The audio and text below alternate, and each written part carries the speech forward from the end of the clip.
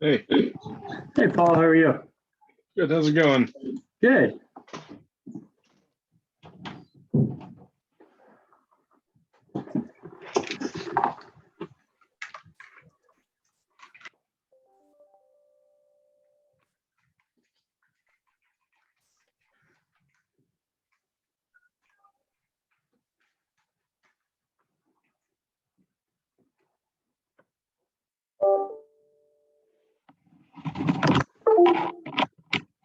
Feels like a long time since the last meeting.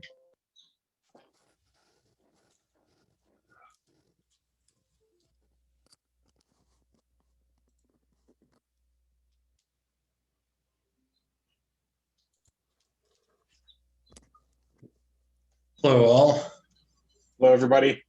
Hey, everyone.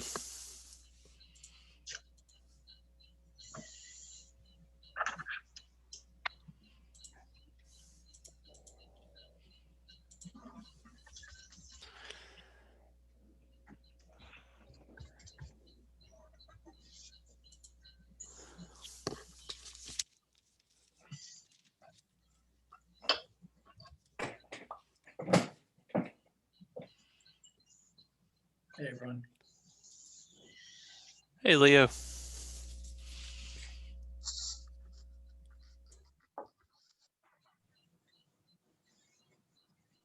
I like that the consider participating in the CRC screen cleanup, which is scheduled for March 20th in the agenda. I think it might be too late now. Oh, I read those and somehow I think those were on the next page and I Yeah, didn't get back to them. it was fun though. It was a beautiful day. Did you participate in that? Yeah, we went to the Leaper Park one.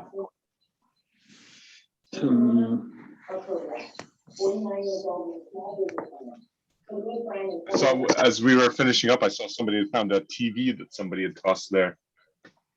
Nice. It just fell off the canoe, I guess. Yeah. Right. And there was a pile of building materials somebody had dumped. I'm sure that was a complete accident, right? Where did all my building materials go? Oh, boy. Who's that?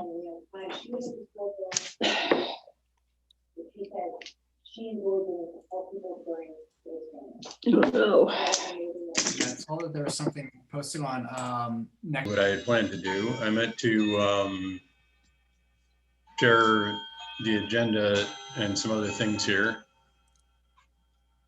which I will do as soon as I spot the right file.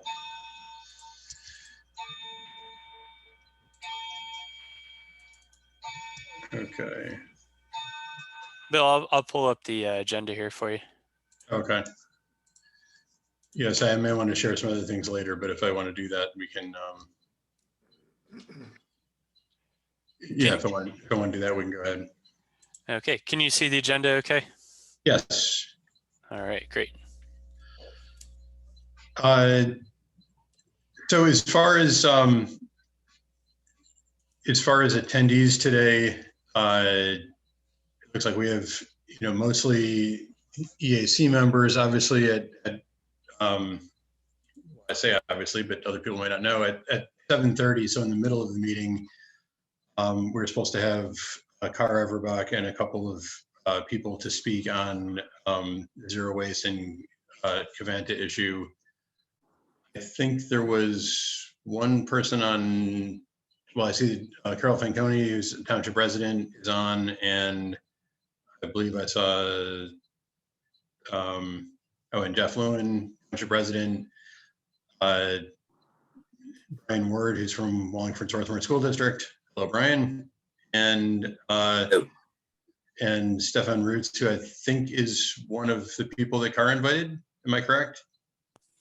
Yeah, and if I need to come back at 7:30, that's what I'll do. No, I mean, you're welcome now, but I think that, that part of the agenda, we were trying to aim for around then. One of our township commissioners was planning on joining, so we really want to get into that for the discussion until 7:30, but you're welcome to stay. Well, thanks for the welcome, but I'm going to drop out till 7:30. I'll be back. Okay, that's fine. Okay, thanks.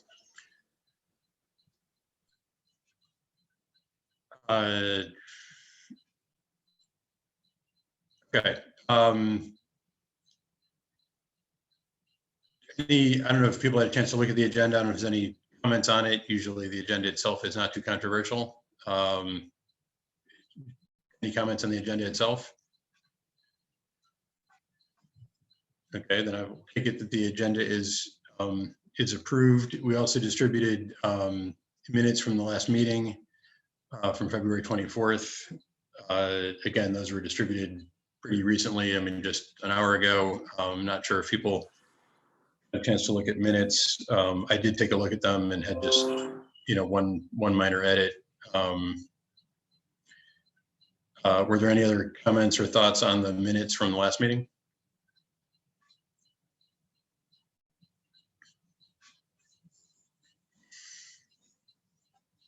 Okay, can I? Was there anything about, there were a couple things we mentioned at the very end of the meeting. Did they all get in there? Because I thought I mentioned our meeting with Swarthmore College and I don't see it. Yeah, I think you're right, Paul. Okay, we can get that in there. Was there anything else, Paul, that didn't make it? I think it was a month ago. I don't remember. I think the composting was the only other thing, and that is in there. Okay.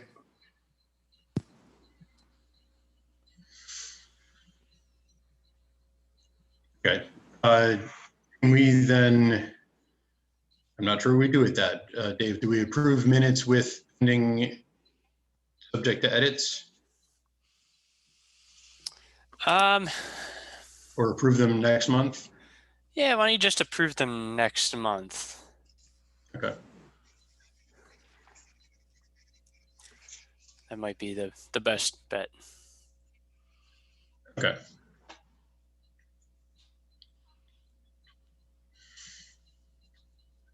Yeah, we can go ahead and do that then.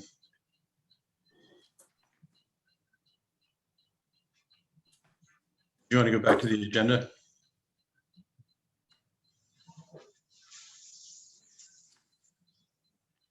Paul, could I just check that? There is something in the January minutes about your meeting with Elizabeth Drake at Swarthmore.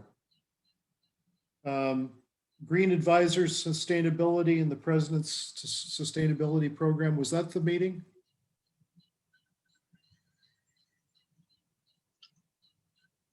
I think you're on mute, Paul.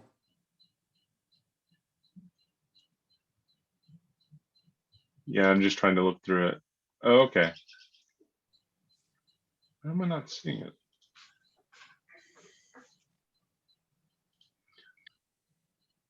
Yeah, I don't, it's fine. I don't see it, but okay. It's under EAC involvement in other committees on the first page of the January minutes.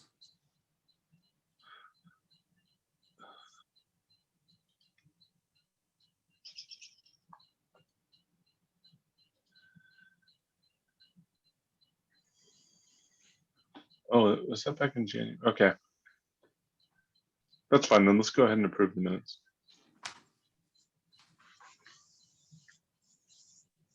Okay, then I move to approve the minutes from the February meeting. Second? All in favor? Aye. And any opposed? Okay, it looks like meeting minutes are approved then.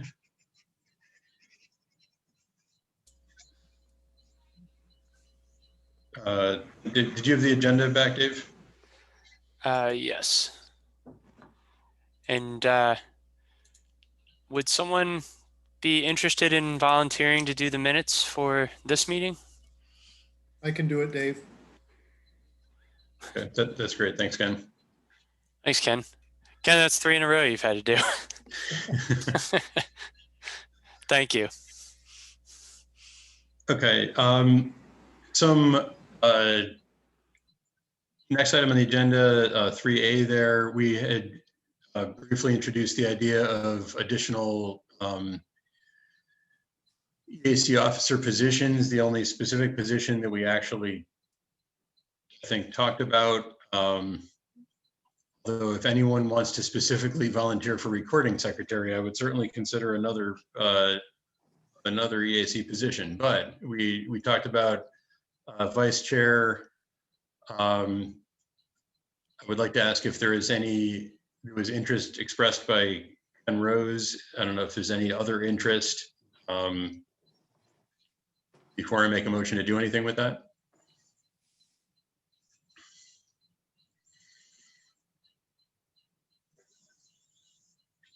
Okay, then I make a motion to elect Ken Rose as vice chair of the EAC. Second.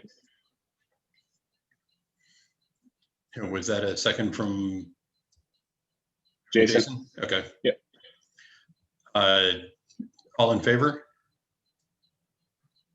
Aye. I'll say aye. I hear a couple more ayes and a wave. Any opposed?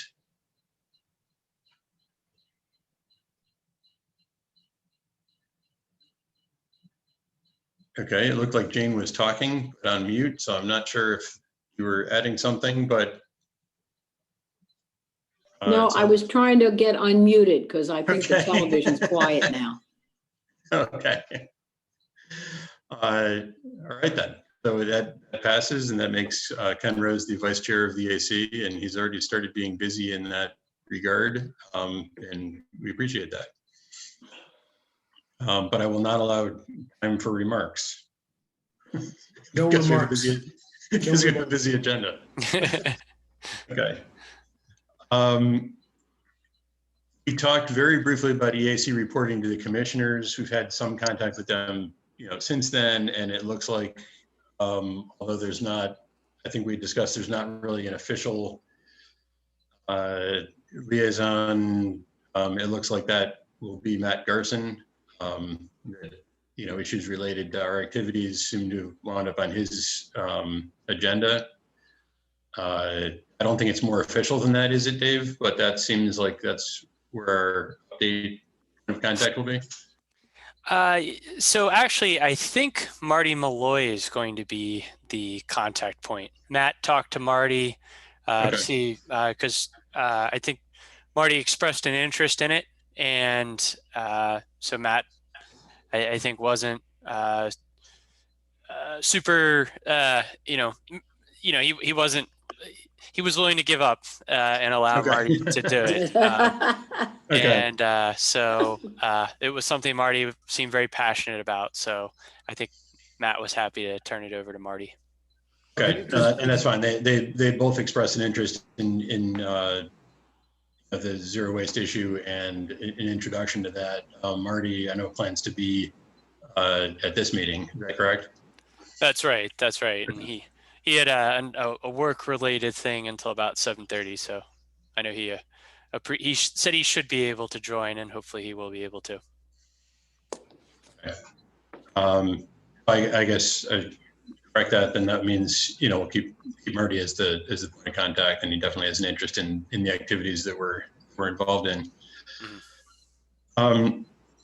On recycling, I didn't want to spend a lot of time on that, but there's actually, I guess, two items. One is just something I heard only the slightest bit about, but there's apparently a push with Anchor Glass to take in a lot of recycled glass as a raw material, which would be an interesting thing if that's at the county level, if the county actually worked that out. There was some pondering of where they might get the money for a glass crusher, and it seemed like, Dave, you probably have a list of places they could get money for a glass crusher. That almost sounded too easy. But anyway, there's no immediate action on that, but that was something that seems to be going in the right direction. I guess the other thing I wanted to see is, I think after the last meeting, there was some email about the composting. And I don't know if Paul, if you had a little bit to add on that. So we reached out to the company and they were interested. Dave was going to reach out to the city of Media to see how they had implemented it. So Dave's really the one that should speak. Sure. So I connected with Karen Tausig-Lux at Media Borough. She said she is the person that is very knowledgeable of it. She helped, I think she was very instrumental in helping get the thing implemented in media. I haven't had a chance to have an in-depth discussion with her just yet, but I'm hoping I can catch up with her early next week about that. So, but it sounds like media has a good program, and so hoping to get some good information from her. And it sounded like they had the capacity, so Mhm. looks like it's worth exploring. I know one of the specific pieces of information that you were asking is whether they are a for-profit company, which I think the answer was yes. Yes, they are. Does that specifically mean that we, would need to look and see if there are others? I mean, does that make anything specifically, more difficult or add a procedure to it or anything, or? Not necessarily. It was just something I think I was a little bit more interested in. Like the Retriever organization that does the electronics recycling, they're a for-profit company. Okay. But it was just something I wanted to be mindful of. It's a little easier when it's a nonprofit, that you're helping support. It's a little bit different when it's a business. But sometimes when there's not a nonprofit out there that can meet the need, you have to rely on a business. Yeah, and certainly it's nice if there's a program set up and something that we like that's easy to copy. I mean, it lowers the bar for getting it implemented. I just was wondering if we then, have any obligation to look and see if there's a competitor and make sure we're, looking at how we pick one. Either because we think that's right or because we're required to. I wasn't really sure which. It does. There is one thing. It depends on how much it would, like if it's going to cost the township a certain amount of money, then there are requirements that you would need to have it bid. So for example, if the township itself, so not the residents, but the township were to pay more than $20,000 for it, we'd have to go out to bid. So for example, we went out to bid for Republic to process the recycling. Because that's a significant amount of money. Republic ended up being the only bidder on it, but nonetheless, the township still went through the bidding process. So depending on how the composting would be handled, we may have to consider putting it out for bid. And of course, it would be something that we would share that bid with Kitchen Harvest, and they very well could be the only bidder. But that would also be an opportunity to see if there were competitors out there, and maybe there could be something a little better. So, right. But you didn't when you set things up with the Retriever, that wasn't bid out because the township residents contact them directly, right? that's correct. Well, and this too, it depends how you pay it. If it's voluntary and each resident is paying and it doesn't cost the township, then it could still be that way. Exactly. If you were trying to do township collection or something that, then we have to see what that would wind up costing. Exactly. Okay. In the next item, just on other organizations, I have here that Jane was in contact with the school district, and as I mentioned earlier, Brian Ward is on this call. I wasn't sure if either of you have more to add, or if this is an introduction and we'll get to know each other as we go forward. I would say it's pretty much an introduction. Brian felt he'd be very interested in our work. He wants to cooperate, but it's not a good time for right now because they're having a lot of flux in the administration. So, we can have an ongoing relationship and then come to do something wonderful together. And as Paul suggested to me this morning, the best thing we could do is if kids get involved in this, they can really educate the community. So that's a big goal for me. I don't know if Brian wants to add anything. No, definitely, Jane. Thanks for reaching out to me. And yeah, Jane sent me an email. I guess it was about a month or so ago. I think maybe it was. And Before Christmas, I think. was it? Oh, Jesus. Oh, well. Yeah, I know. When I go in, I feel like when I'm going to like coaching, I go into a cocoon with that whole situation. But I think I got your email, and I thought it looked really cool. We have a couple of projects that we're rolling out this spring. Two of which we were rolling out prior to the pandemic. We're restructuring our sustainability committee, as I had mentioned to Jane. The superintendent and I had spoken about that, and I think we had a different vision for where we wanted it to go. And so we just kind of tabled that group, and I'm now talking amongst some teachers, and we're kind of developing a more organic group that's going to have some more curricular inroads, I think, hopefully. I mean, again, everything's been a little crazy this past, obviously, month and a half. But what I had said to Jane was that this is a perfect spot to be, because we have the Zach Rufo Garden, and we currently have a project with the Penn State Master Gardeners, where we're going to be doing a gardening club, where we're going to be getting the kids involved with that. So we're kind of going in that direction. We have we had an environmental club that we did, but we kind of pulled back on that a little bit to focus on the garden. And then we have a project at the school that we're working on as well. We have a group specifically designed for that too. So this is a great time to discuss this, because we're having some changes in administration coming up. And just as Jane had said, it's a good time to be poised to kind of move forward with some new ideas. So I wanted to come on the call just to kind of see what the committee was about and get more information. And I'm anxious to form a relationship. Excellent. Thank you, Brian.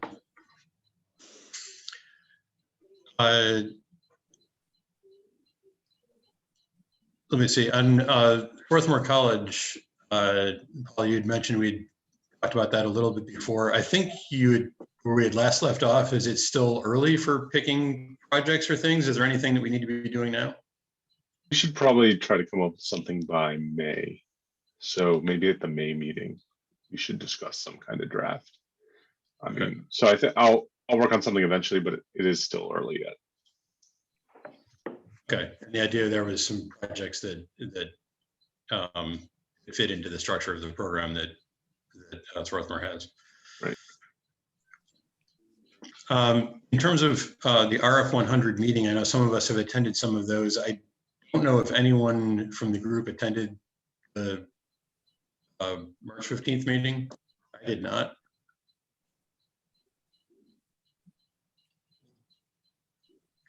Okay, and I haven't looked at schedule for April, but I'm going to try to get to that. I was going to try to get to those fairly regularly, but I did not get to the March meeting. There was a zero waste information meeting Monday night I was on, and also Kara Everbach was on that one, so we had a chance to talk about some issues before tonight's call.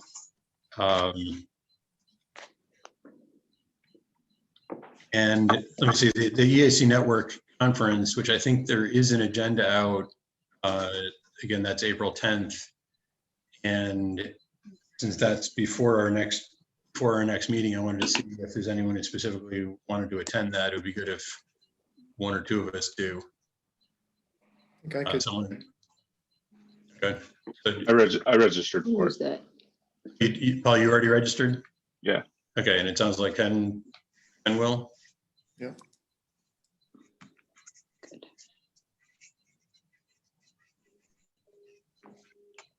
Good. Okay. Not sure this minute, do we have anything to talk about on newsletter articles, related things? Bill, did you say anything about the Sustainability Commission?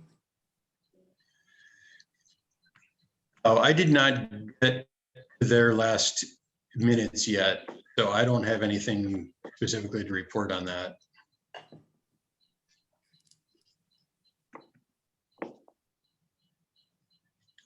think they are good about posting minutes. So that is something I want to catch up on, but I did not get a chance to look at that.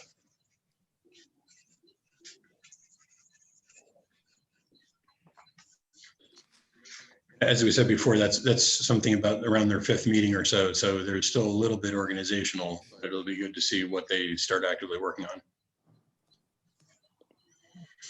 I have a question about these newsletter articles. Is this a newsletter that we're going to establish? Is it a digital newsletter specifically from the EAC, or what? How do you imagine that? I think it was 2 things. Actually, first we were just thinking that if there were things that we think are of note to residents that we want to write, that the one outlet is to give those to commissioners for them to send out on their routine updates. I believe that David also talked about forming more of a, not EAC specific, but a township electronic newsletter. That's correct. And so that would just be one more outlet for right, more written type stuff. Exactly. I think that's we're still getting that up and running, and hopefully that'll be in the very near future. And once we do, I think we'll start asking the EAC and maybe some other groups for ideas on either articles that we could work on, or if there's something that you're interested in writing and sharing through the newsletter, that would be great as well. You know what, I think the tree commission people would be interested in that too. They've got information that they want to disseminate. So that could be another piece. Sure. Dave, could you give us kind of a nominal target for when you think you might be putting together the first newsletter? I'm hoping in the next month. Okay. And how long would an article be? Is it a paragraph? Maybe a couple paragraphs. I think, you know, I don't think we need like 1,000-word article or anything like that. You know, maybe a paragraph, some bullet points, you know, depending on what it is. You know, that's one of the advantages of a digital newsletter, though, is you're not really constrained by space as much as you are with a printed newsletter. It's got to be pretty catchy, though, in order to make sure that people read it. Exactly. Yes, As Jim reminds us on occasion. I would say links, like even just as I was trying to, I was not familiar with the EAC network, for example. And so I just got that link and I can save that for later. And I might have some things that I can go back through. So even if it is just bullets with some links, because there's a lot of great information out there that folks are not aware of, but folks within this community might be. Okay. Welcome, Marty.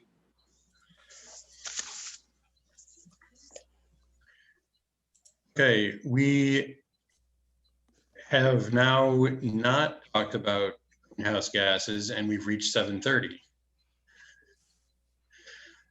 Ken is not going to let me do this many more times.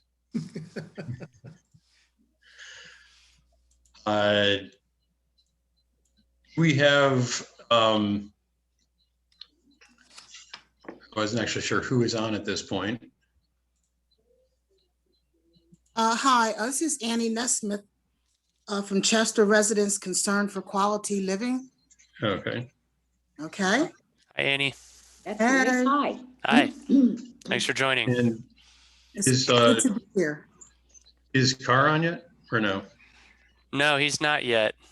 Okay. I was actually going to try and email him the link again, just because I know he had a little trouble last time, so I want to make sure he has it. Okay. You know, while you're doing that, I just here he is. wanted... He just entered. Okay, great. So just as a, you know, hello, Carr. So this is a very brief introduction.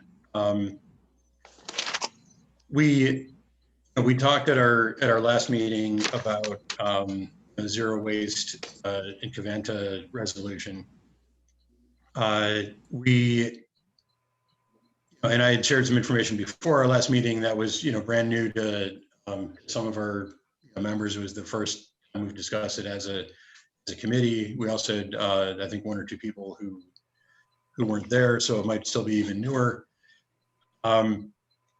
We did, after that, kind of with some group editing, put together a draft resolution. There's a shortened version from what the Circle had prepared, talking about zero waste issues and the Covanta contract. That was, we then spoke to a couple of the township commissioners to get a little bit of feedback. It was briefly introduced. Well, I thought it was going to be a brief introduction at the last commissioners meeting. It wound up being I think an hour-long discussion. I have no idea how long they stayed to get through the rest of their agenda, but we appreciate the time committed to it. And one of the things that came out of that was that the commissioners in general seemed interested in the zero waste aspects, frankly, a little bit more than I thought they would be. I mean, not that I thought they wouldn't be interested, but as a township, we handle recycling, but don't have a trash hauling contract, kind of not being in the, I'll call it sort of not participating in the waste end of things, even though participating in the recycling end of things. I wasn't sure whether a zero waste resolution was kind of premature, when we're even, stick our toe in that arena. And it seemed like there was a lot of interest in doing something better, with waste, whether that, eventually leads to the township getting involved in, in contracting and having more control of, what happens with waste in the township, or whether it's, more of a focus on recycling. That part, I think, was, seemed welcomed. On the Covanta portion, there's certainly, in that discussion, certainly, some views that we should be taking a better look at, where waste is actually going. There was a specific question of what do the other related municipalities think? What does Chester think? They're the host of this. And what does county council think? There's also a question of exactly how involved county council is in the process, as compared to the County Solid Waste Authority. But that was really one of the outcomes of that meeting, was before we talk about this again, we want to be informed if the township is going to make suggestions to other municipal entities, they really want to be informed about what they're thinking. So we've extended the opportunity to Everbach, who's a township resident, to invite other guests, most of whom I have a concept of who they are, but I'll let Cara introduce them in a moment. And really the goal is to answer those questions. Again, this is only our second opportunity to discuss this issue at all. So we wanted to keep the presentation pretty short. I also have some additional information that I've obtained from talking to some of the people around the call here, talking to one of the county council members, some other research I've done, some other thoughts I've had, just like I said, this has all come up relatively suddenly. And we also have just a few other, members of the community that are on, and would welcome their comment also after the speakers. So I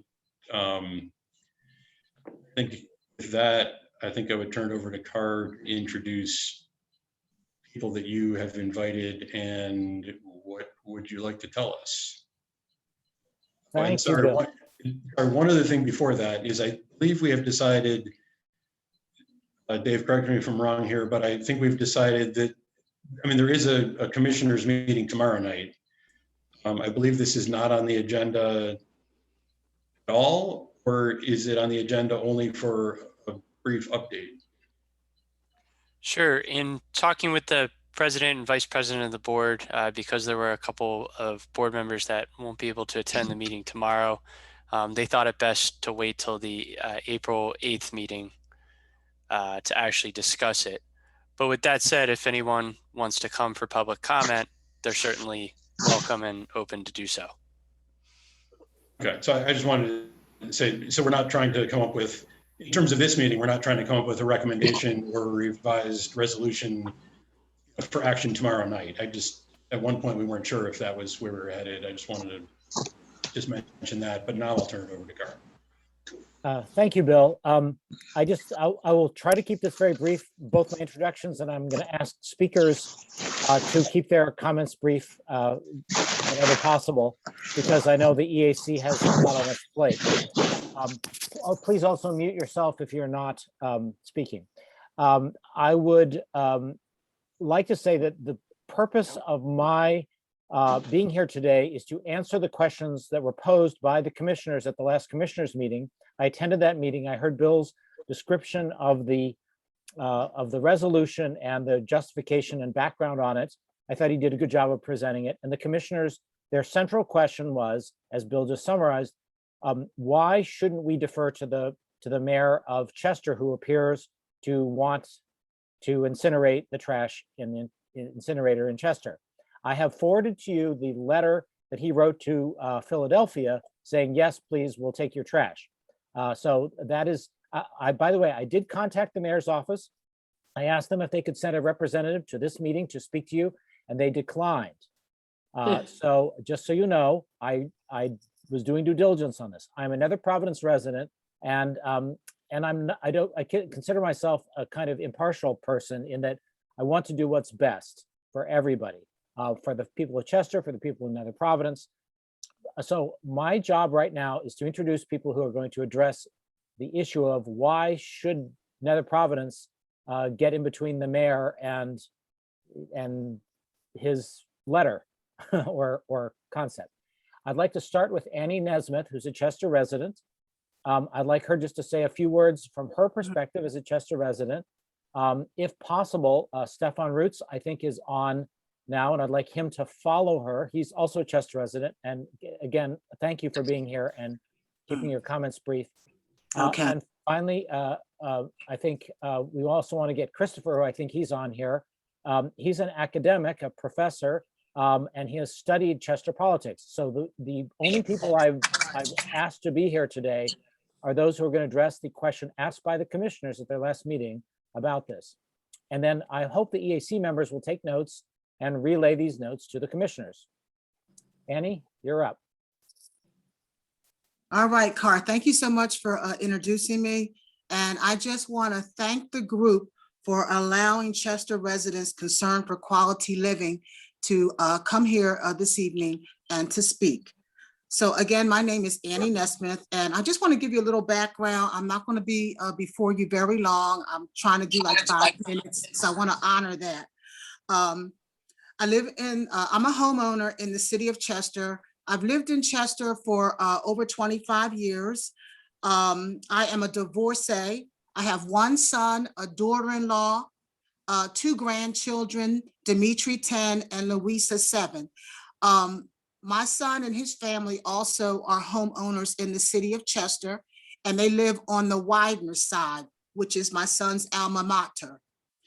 I speak as a Chester resident concerned for quality living, and we want to stop the burn. We are reaching out because, you know, honestly, we need help. We have not been able to get help from our government. And so we need help to fight. And so we're asking you to send a clear message to the politicians in Chester saying that what they're doing is wrong.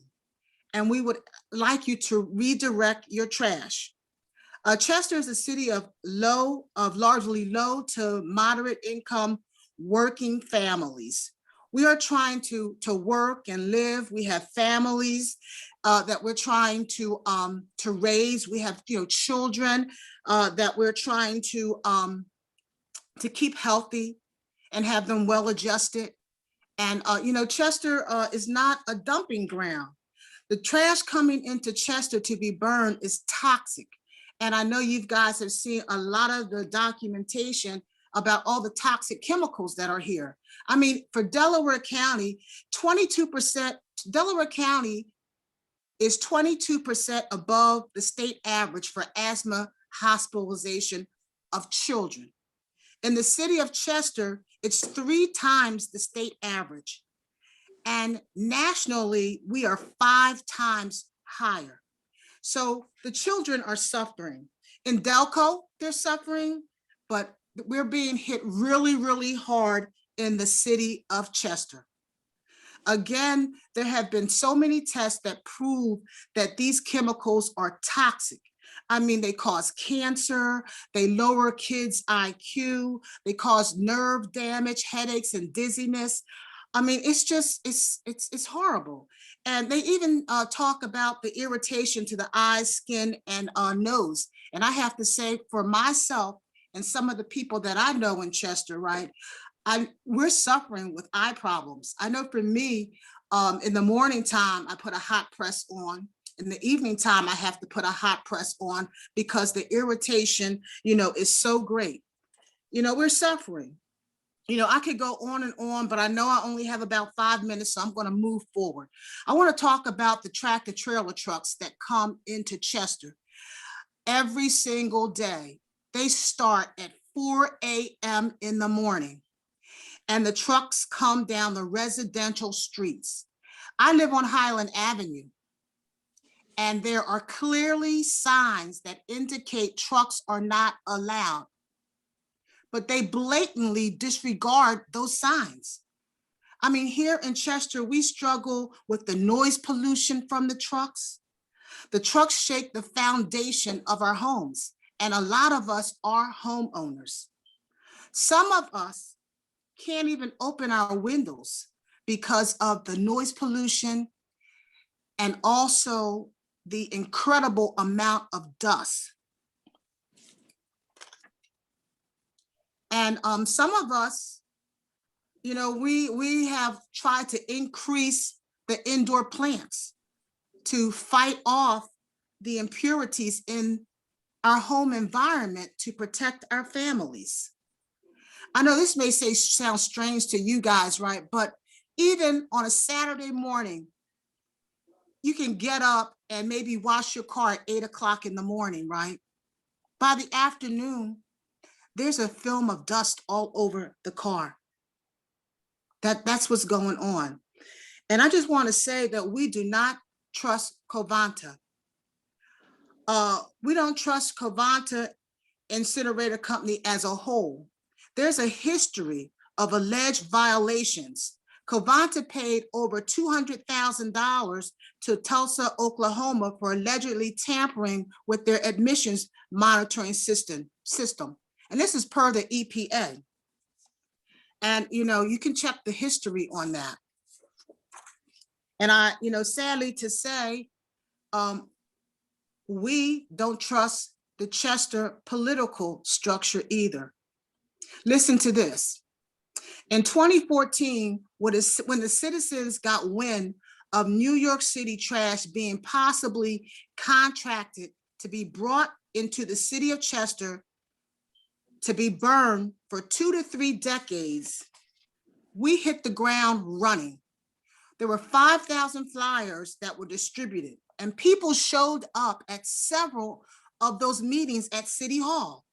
I mean, it was packed, and people spoke up, but the powers that be still locked into, and they signed off on a contract nonetheless. It was Mayor Kirkland and the council that still is sitting to this day. In 2019, Mayor Kirkland went behind the backs of the citizens and sent a letter to the mayor of Philadelphia, Mayor Kenny, endorsing the trash to be sent to Chester. But publicly, he denied that he had done such a thing. With the help of Mike from Environmental Justice and Zulene, the letter was uncovered and it was distributed.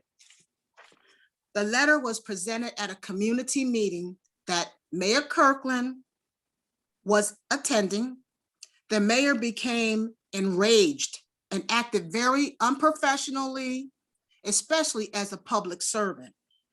And when the citizens tried to ask questions, he got up and left because he didn't want to answer any of our questions. Chester residents concerned for quality living believe, one, the city has a history of political intimidation. Two, the people's voices are overridden in this dysfunctional system. And three, the mayor doesn't speak for everyone. He received just 12% of the votes here in the city of Chester. You know, I have to be honest with you guys.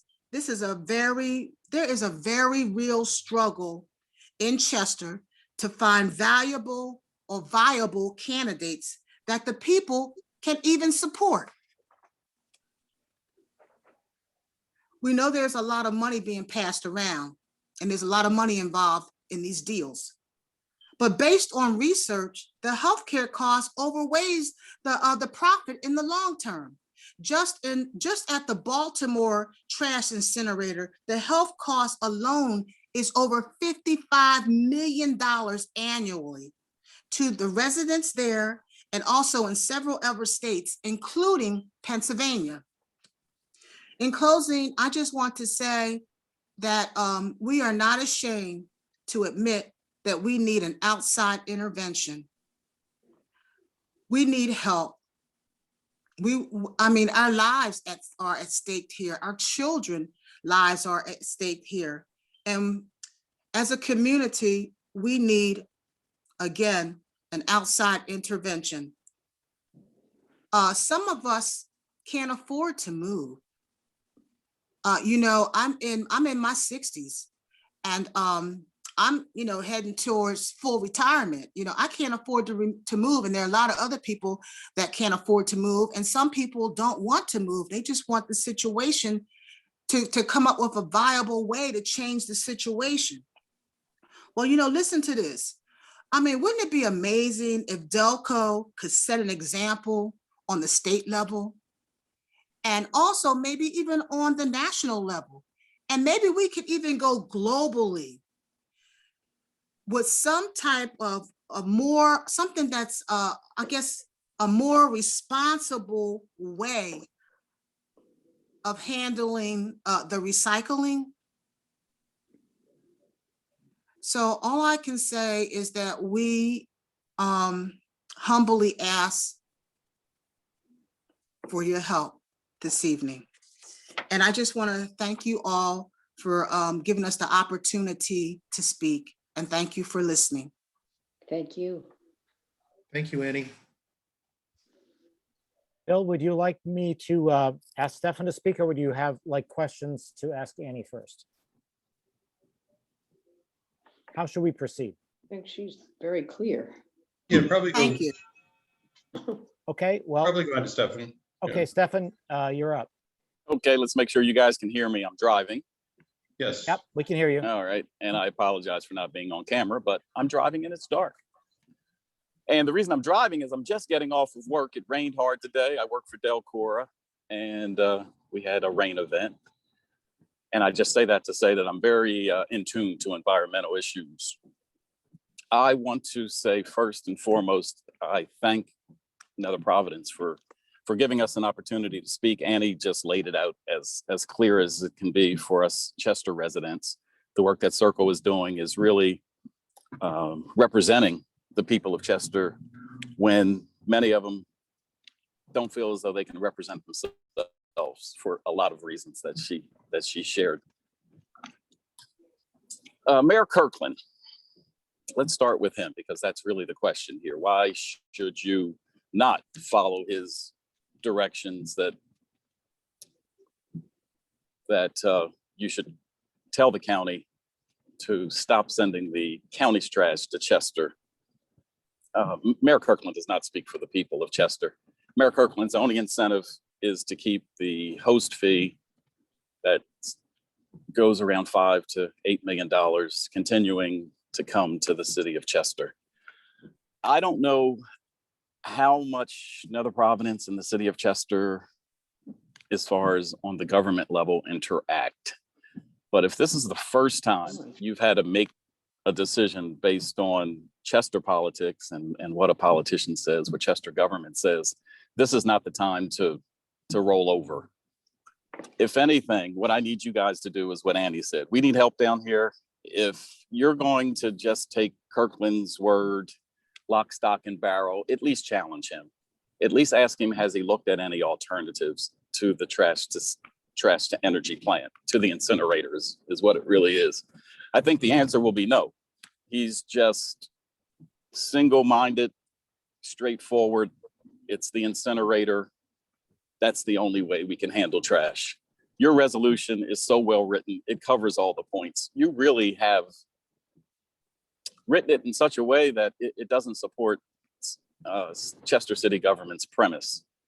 And he said it's really tough to find qualified candidates to run in city government because it's such a entrenched political machine. Everybody involved are handpicked and they're loyalists. They've been recycled term after term after term. Full disclosure, I'm running for city council in the primary to take at least one of those city councilmen out. And then I'm going after Kirkland in 2 years. And at that point, we'll have the full power to make some intelligent decisions in the city of Chester. I don't have much more to say. I just want Nether Providence to do a little more than just listen to Kirkland. I think it's proper and I think it's polite that you would even consider taking his word on this issue.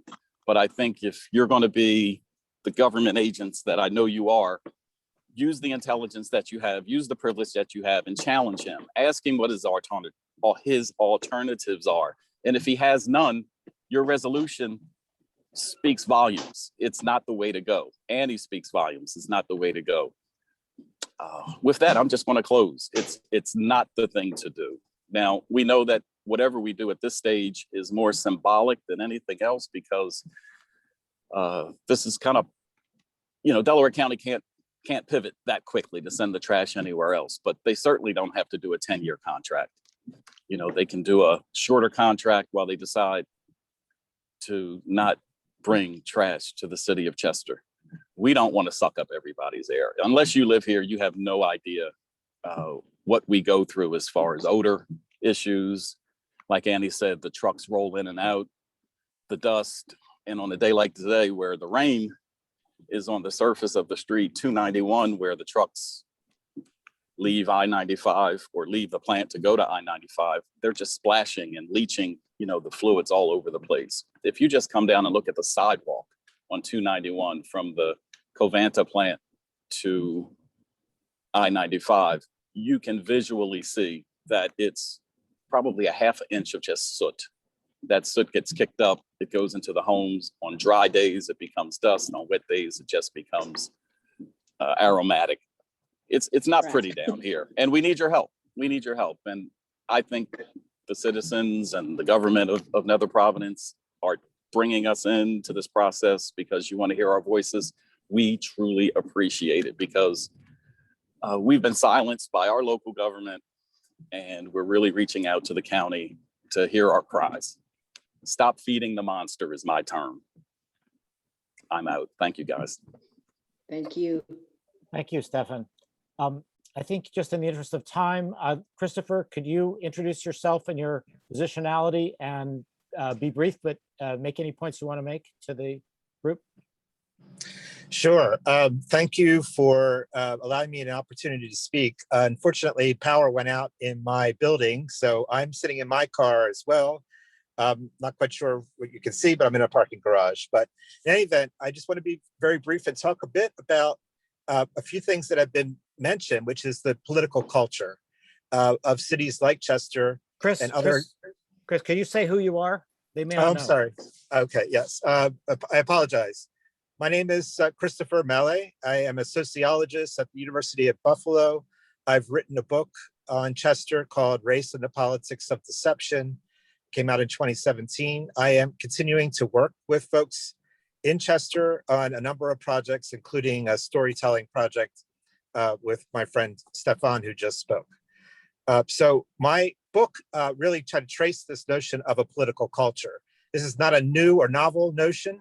It really reflects a long pattern of the way in which the political structures in places like Chester have developed over a long period of time.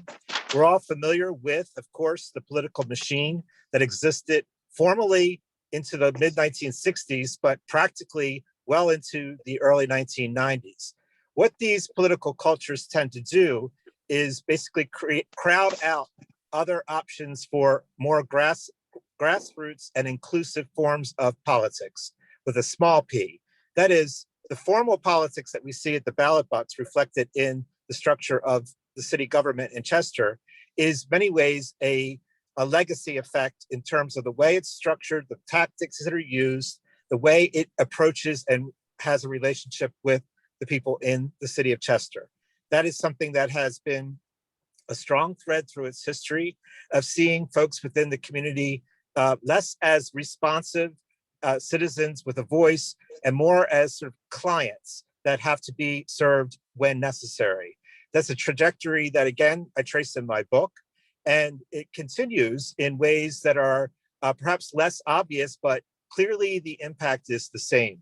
And that this political culture really is a failure of imagination to take into account the responsiveness of the citizens themselves, both in an informal way in terms of stories and networks and sharing of ideas that happens all across the streets of Chester, and also in semi-informal ways, like organizations like Circle, where a community-based organization that is truly coming out from and reflective of the voices of folks in the community. That is, it's not a complaint-driven form of politics. It is a progressive form of what is referred to recently as DIY politics, do it yourself. That is, if you find the structures of your local government to be problematic due to a number of reasons I've already mentioned, then it's in essence an effort to try to raise the voice and claims making in different ways. So the idea that politics is only reflected in who's occupying an office is not only at this point somewhat outmoded, but it's problematic by the fact that there's strong empirical reasons why local governments like that in Chester are not reflective of larger concerns that are voiced in the community. Those are difficult to make it into that form of formal politics. Thank you. Bill, we didn't keep it in 15 minutes, but we did it in half an hour. So back to you. Thanks for the speakers who were able to say something today to this committee. Are there any questions from anybody? Could I ask Christopher one question? Stefan mentioned the 5 to 8 million host fee. What would happen if that host fee went away? What would happen to Chester City if that amount of funding was disappeared? I cannot speak specifically to that point. I would refer you to Stefan and others who are more engaged at the level of community activism in Chester.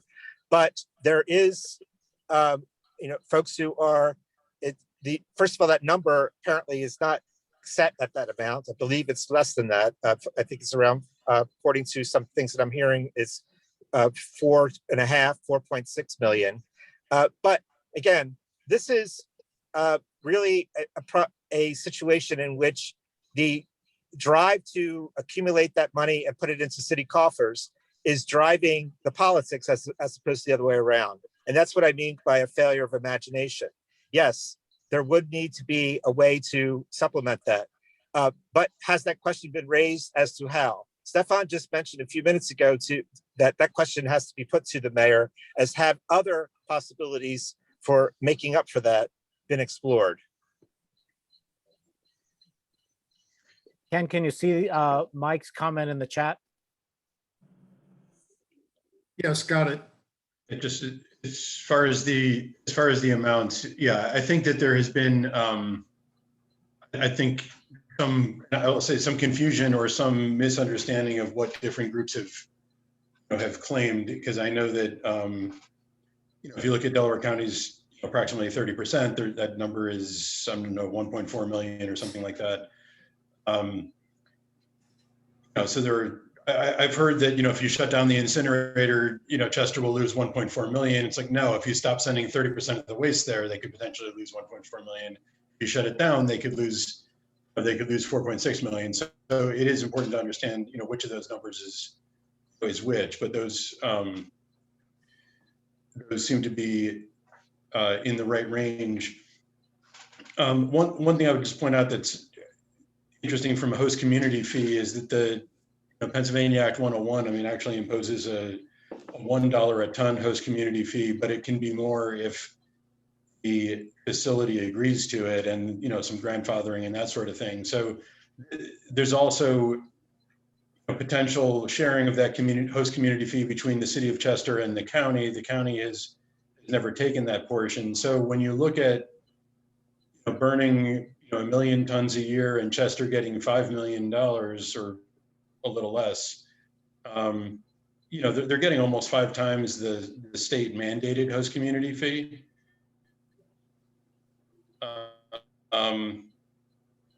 And whether that contributes to the problem, I'm sure it's been good for Chester to get that money, but it also makes them that much more attached to it. It has also been pointed out that that's only the equivalent of a couple dollars a ton would make up for that if if people did any kind of creative budgeting with whatever solid waste solution there was in place. I've read that some kind of a county tax of a couple dollars per person would cover all of the deficit that Chester would face if they lost the incinerator. I think that was in the Daily Times, and I heard it somewhere else spoken to. Yeah, my calculation is about $8 per person in Delaware County. Eight. I think other numbers I've seen range from two and some change up to 8. But the point is, it's not a huge amount of money compared to other things. Bill, you had mentioned at the beginning that you had some further discussions with members of county council. Would you like to comment on that, or is that not for us to hear? We're happy to sign off. Yeah, no, I think there's, I don't know, there may be a few things I wouldn't necessarily share, but in general, I would say that, some of the feedback that I got, from the issues are different. With Chester, you have, what appears to be government likes the money. It's not that they necessarily, we're not hearing that Chester cares what the waste disposal method is. They may like clean air, but they're set, they're going for the money, and that's, at least from the mayor's standpoint, we understand that. From the county standpoint, the feedback that I seem to be getting is that, this system was set up, it's been in place for a long time. They run the landfill, they knew they were running out of capacity, they're going for an expansion, they're just kind of in the business of doing, kind of doing the same thing. And so when you look at what it takes to make a change, there's a question of, what are those elements? What's the right thing to do? What would it cost? What's the time frame? So there are things. One is the duration of the contract. I know there's people have heard that there could possibly be a 10-year contract. My understanding is that it was originally 20 with 2 5-year extensions. The question is, what would the length of an extension be? There was some discussion that Covanta might not even want a long extension for a couple of reasons. One, just the history of the contract with Philadelphia. It was, I think, 4 years, 3 1-year extensions. It's not a 10-year contract. Also, and I don't know where this goes, but there's at least, rumor that they're researching other things to do with their ash, whether that's, making concrete or whatever, and they might not want to be tied into a long-term, ash disposal. I thought maybe they would, because Delaware County handles all the ash from Covanta, maybe they would have an incentive for a longer term contract in this particular case. I'm hearing maybe they don't. So just on the contract term, that's one question. There's also the county solid waste management plan, which the county is required to have, required to plan for solid waste disposal capacity. That plan is up for renewal, I think, in 2022 or 2023. That's another thing where the Solid Waste Authority could kind of rubber stamp it and issue the same plan and say, yeah, the system's great, or they could do some serious analysis of what are the best alternatives and, and where should we really go? But that's another thing coming up in the next, couple of years. One other element is the county landfill has about a year of capacity based on current operation, and they've applied for a vertical expansion. So a vertical expansion usually doesn't involve a lot of extra construction. You're just getting permission to go higher. They've applied for vertical expansion. There would be another 10 years of capacity, primarily for ash. I mean, some trash goes in there too, but and they expect to get that in May or June. The one thing that means for the contract, depending on exactly how you interpret it, I think Covanta, although in theory they could offer contract renewal in May, it sounds like maybe they can't even offer contract renewal until that permit is in place, which still might be May or June. It's not that far off. Because the contract involves, both the payment for trash going to Covanta, and it involves Covanta paying county for ash coming back. So you each have to have a facility to negotiate. I mean, otherwise you can't enter into a contract. So in terms of the concept of, could Covanta offer a contract May 1st and Solid Waste Authority is lazy and they rubber stamp it May 2nd? Sounds like that can't happen, but but you have to make sure they don't do anything crazy in June or July. Bill, sorry to interrupt. I'd like Marty to ask Annie the question that you put in the chat, just so that while she's still here, she could answer it, if you don't Okay, mind. sorry, I wasn't keeping up with the chat. It's okay. Absolutely. Marty, do you want to ask Annie?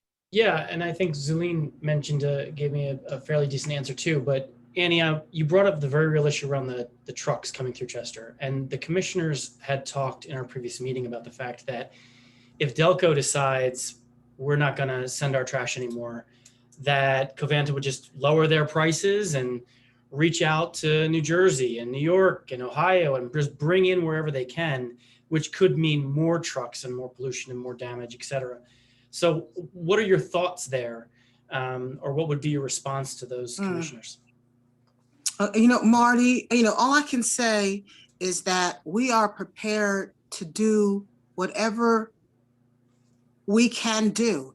If it's reaching out to some of these trucking companies, I know we've been calling the police to try to get them to come out and write tickets.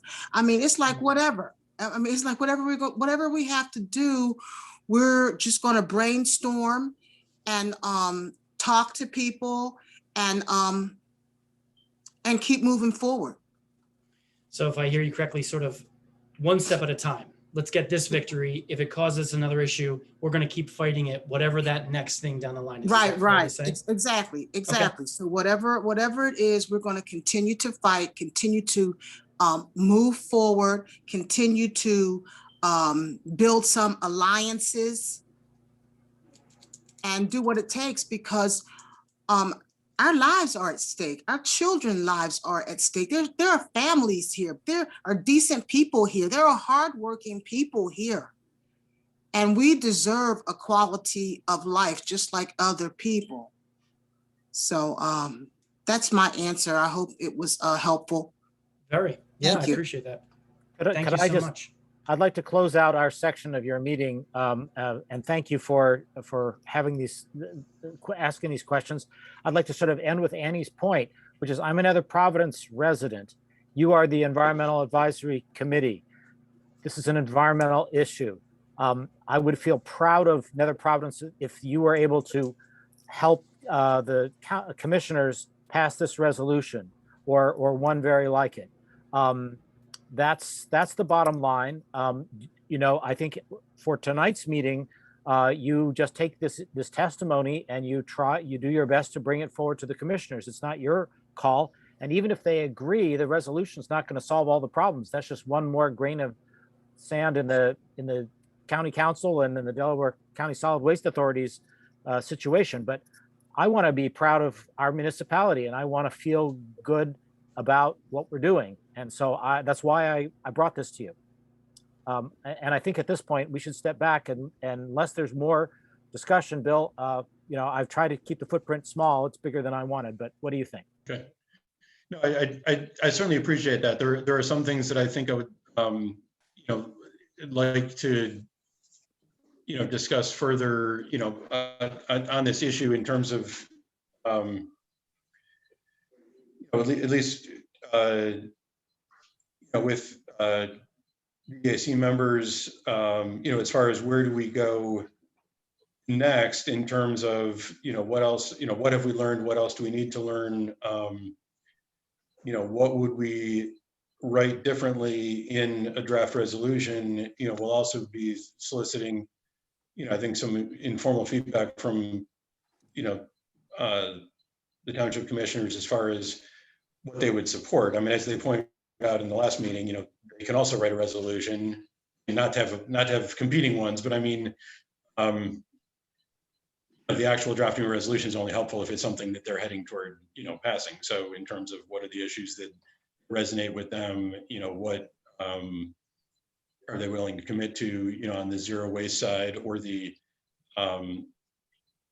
Covanta side, you know, and how we move forward with, like I said, that drafting and that feedback and, you know, what do we really land on here? Bill, could I ask a follow-up question to Marty's question, but direct it to Mike Ewell or Carr? I guess we don't really know what the operating threshold is for the Covanta incinerator. What level of trash reduction that they would be incinerating would make them no longer viable? I guess there's a couple of scenarios if Delaware County were to pull out of the contract entirely and no longer incinerate waste there. One is that Covanta might close completely. Another is that they would reduce their costs, which was what Marty was suggesting, and attract more trash in order to increase back to the extra third that Delaware County removed. Or the third option is that they simply operate at a lower capacity and remain profitable in some way while they're looking for additional business. Do you guys have any idea of which of those three scenarios might be more possible? Do you have any insight on that? I'd like to answer a question and then hand it to Mike. Honestly, it's going to be when Delaware County has an actual health department, which we don't, but we will. And when that health department takes a hard look at the health effects, then there may be legal mechanisms by which the incinerator can no longer operate. That is probably that's a fourth option. My view is that all of those three options are possible, but this incinerator is damaging people in a way that is not conscionable. So we don't have a health department, but we will. And there's even a sustainability officer that's new.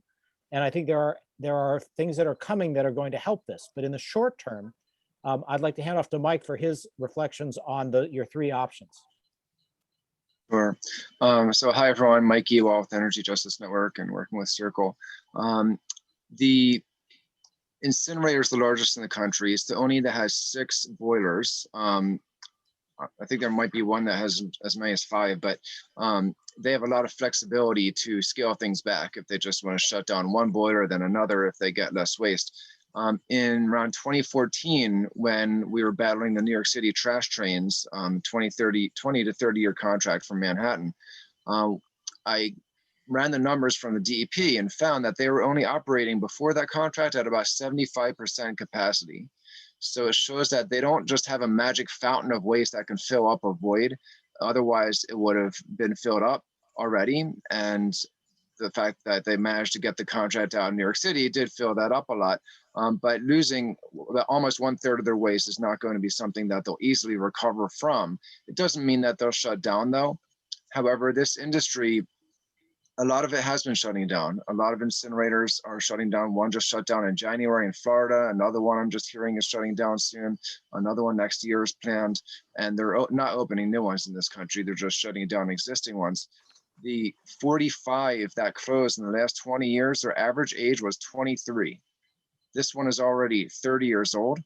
So it's just a matter of how many more years it will operate. It can even make it another decade before they would shut down just from old age. But cheap natural gas prices are part of what they're competing against, and that's shutting a lot of them down. The fact that they're missing 2 of the 4 pollution control devices that most have, though, and that they're so big, gives them an economy of scale and a lot of savings that make it more economical. So where others might shut down more easily, this one not as easily, but Carr's point is a good one. As soon as they're held to those modern standards with the new health department and made to invest in those pollution controls, I think they'll find that unaffordable and likely to close. Do they, does it just go, when they close down, is it all just going to go to landfill though, realistically? Yeah, realistically, they're not really major alternatives to incinerators and landfills other than a zero waste system that still all of these have a landfill at the back end. In this case, we're just making it as toxic as we can make it and as expensive as we can make it before we hit the landfill. So you have a smaller but more toxic landfill. It's better just skip the incinerator, do the zero waste measures, and then you're reducing things that go to the landfill in a much safer form. And Mike, another question. Has anybody investigated, you mentioned the average age of other incinerators that have closed was about 23 years, I think you said? 23, yeah. I'll drop in a link to the analysis I did of that. Has anybody done an analysis for why those closed at that early stage? Was it the last 10 was it a technical problem or a health problem or just a financial inviability? Usually financial or technical. Some are falling apart, having maintenance problems. Costs are increasing over time, where they lose their steam sale contracts or their electric rates they can't get as high as they want to. In Camden recently, they've been trying to get up to be to the power source for a proposed microgrid, which would enable them to triple their electric sales revenue. That was recently stopped by community action that pushed against it since last May. And now they're going to power that microgrid with solar and digester gas and batteries. And so that will put Covanta in a position of possibly shutting that one down early because they can't rely on that as a survival strategy. So some of the last closures, if you look at the last link I just dropped in there, you'll see the explanation for a lot of those ones in the past decade. Thank you very much. Could I ask a question of Carr before he departs? Carr, you mentioned health effects, and I agree that that's a very important piece. But I imagine that there are going to be confounding factors because of the other environmental issues along the Delaware River, the other plants that are there, and the I-95 traffic and all the rest of it. Are you aware of any health studies that have attempted to convolute some of those overlapping effects? Yes, it is difficult because I-95 flows through there and there are a bunch of dirty industries. But we know how much pollution that the Chester incinerator is putting out. We at least know that it's what it's permitted for, and we think that it's so we can know what its contribution is. I agree that it's hard to disaggregate when you have just health effects. What fraction is due to Delcora? What fraction is due to the incinerator? What fraction is due to diesel exhaust on I-95? That is hard, but I think that's going to be the job of the health department to make those determinations.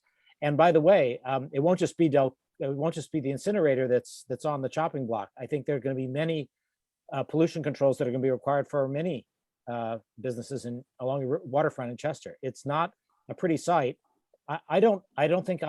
I've never held that the incinerator is solely responsible for the problems in Chester, but it is a big problem, and it's where we send our trash. We don't, for Nether Providence, our decision is, and for Delaware County is, where do we send our trash? Yeah, I just want to add that I was on a call with Representative Scanlon yesterday, and I asked her about the incinerator, and she says one of her staffers is looking into how the EPA enforces the rules in Chester. So it's not just going to be the Delaware County Health Department looking at this. I mean, there's going to be pressure on the EPA to look at this as well. Excellent. Actually, Mike, I just had one technical question. You said that the Chester incinerator is missing 2 of the 4 pollution controls. One of those is NOx, correct? And they counter that. That's correct. They have different burners type, and it's not as bad as you think. But my real question is, what is the other one? The other one is carbon injection, which is used to get the most toxic pollutants out, like dioxins and mercury. You can find a chart on this link I'm dropping in of what controls they have and versus what most incinerators have. Okay. Question I had on mercury, because I've been kicking this around, and my view on this whole thing has changed several times in the last month, because when you jump into a new issue, it happens. I hear from Mike first, very convincing. And actually read Caventa's response. A little bit of that's convincing. Anyway, on the mercury issue, the concept that, they say that they're 95% below federal standards, but then they also, in their own charts, say that they're 30% of the mercury emissions in Delaware County. Sounds pretty bad. I mean, even for NOx, I mean, they compare to mobile sources and other things, but they don't list, they don't even list, other stationary sources as a category. For NOx, they may only be 6 or 8 or 10%, but they don't name another stationary source that's as bad. And for mercury, their defense of the issue is, we beat EPA requirements and we're only 1/3 of the mercury blowing around in Delaware County. They're probably a lot more now. One of my vacillations back and forth was that in itself is a reason. Forget the rest of this. You shouldn't be doing that with mercury anywhere. What you're saying, so the carbon injection, I mean, it is in part of mercury control, and that's one of the ones that they do not have, even if they're below the applicable requirement. Right. The point to be understood here is that the concentrations the regulations are not health-based, they're concentration-based. So Right. even though they may be within a certain concentration, the fact that they're the largest in the country means that they're allowed to put out more. If they were a 500 ton per day incinerator, they'd be having to put out 7 times less than what they're allowed to put out now, because they're 3,500 tons per day. So that alone, that's them be huge. And when they compared themselves last, and I have to look at the numbers on mercury to check that percentage, but earlier this year, the Kimberly-Clark paper mill stopped burning waste coal, which makes normal coal look clean, especially in terms of mercury. And the Eddystone coal plant now being closed, they're probably a bigger share of the mercury and other toxic pollutants now that some of those other ones are not here. Mike, is there a chance that you have a plume predictor for the Covanta incinerator?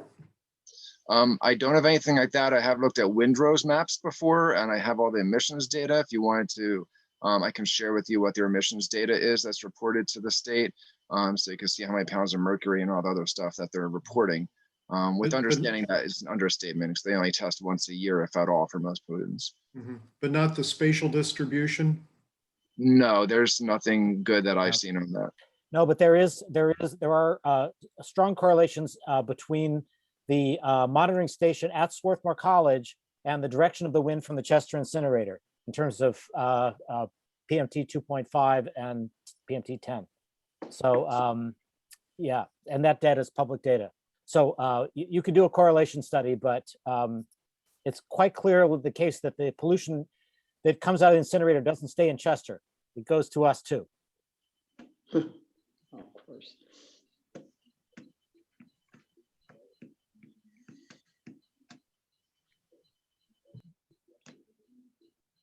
Okay. I think, Bill, we should step out and let you continue your committee meeting. Yeah. Thank you very much for the opportunity to put these folks in front of you. So thank you, everybody. Yeah, thank you, Annie and Carr. Thank you so much very for all much. the Thank you, Christopher. information. Thanks, Annie. All right, have a great evening. Thank you. Thank you.